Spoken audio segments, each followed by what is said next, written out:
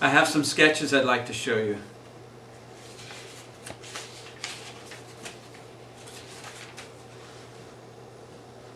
This is what the Phi looked like. Nice rendition. You always could draw, Dicky. Here's another one.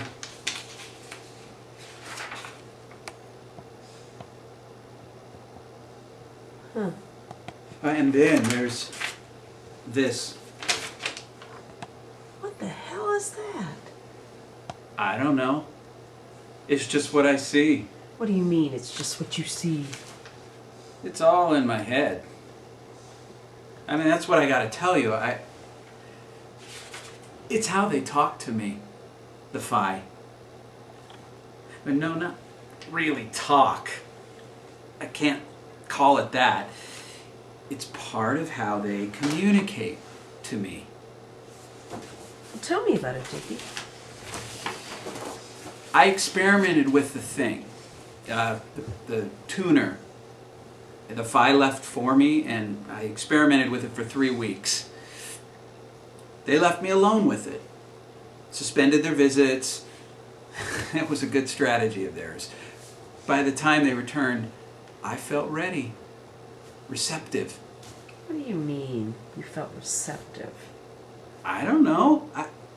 I can't think of any better word to describe what I was feeling. It was a very foreign experience. The feelings within me came from the Phi. They weren't really earthly. One day I just knew that I was ready. I was ready for what the Phi had to say to me. On that same day, I heard their distinctive knock at my door again. I answered, and there they were, as usual, standing there waiting. They're waiting for me to let them in. They walked over to my couch, sat down for the first chat. I took a deep breath and sat down to face them. What was it like? Absolutely excruciating. Excruciating. I almost preferred the physical pain of the tuner. And the amount and intensity of information crammed into my brain during that initial split second of contact with the Phi was overwhelming. My consciousness was filled to the brim. I was completely lost to it. There was no room for my own thoughts. Everything was in such a whirl that I started to feel nauseous. And 10 minutes later, I mean, after 10 minutes, I couldn't take it. I clutched my head and began crying. The Phi immediately cut off their mental contact with me and left. The last one out retrieved the tuner, resting on my table on its way out. What did you do? I kept crying. I had failed. I had failed miserably. Here was mankind's first opportunity to communicate with an alien race, and I couldn't hack it. Would they ever return? Would they believe me incapable of ever understanding them? It's a bit overdramatic, Dicky. Fuck you. Dicky? They came back the next week. But this time, 2 of the Phi remained standing and only one sat on the couch. When it began again, I didn't think I was going to be able to take it. The initial seconds of their mental contact felt nearly as intense as the first, but then I realized it was different somehow, slower. I was actually able to focus on a few of the torrent of images that were coursing through my mind. I saw the Earth as it would look from outer space. I mean, there were other Phi, lots of them. Sometimes I saw scenes that were not of this Earth. Plants of impossible colors, red skies, violet skies. This time I held out for half an hour. During the next 2 months, the Phi increased the frequency of their visits to 3 times a week. I don't think I could have borne any more. The thought processes of the Phi are completely foreign to ours. Learning their mode of communication was like expecting a fish to understand how to drive a car. A fish. Let me continue.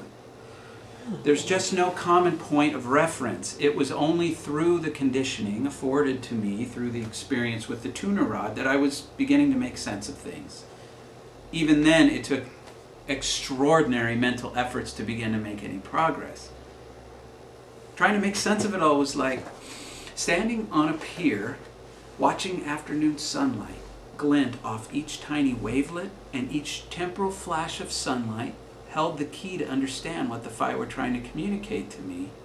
Only that flash lasted an instant and was replaced by a new reflection of sunlight, meaning something completely different. Whoa. Pretty complex analogy, Dicky. They'll get it, Alice. They'll get it. Okay. After 2 months, their tutoring efforts began to pay off. I began to understand what they were trying to communicate to me.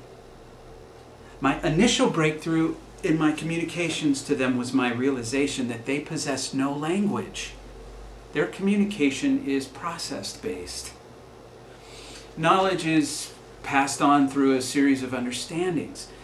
It's like remembering what someone has told you 10 minutes after holding a conversation with them. I mean, the images are laid over those understandings.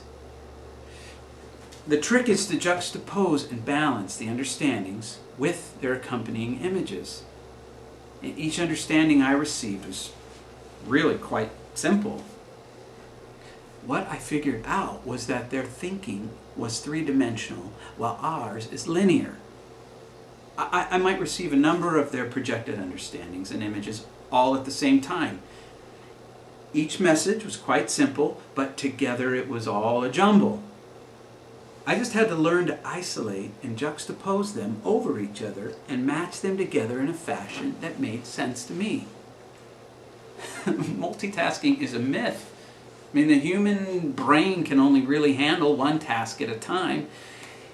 It's through the process of these mental gymnastics that I began to discover their meanings. My initial attempts were laborious, but eventually I started to get the knack for it.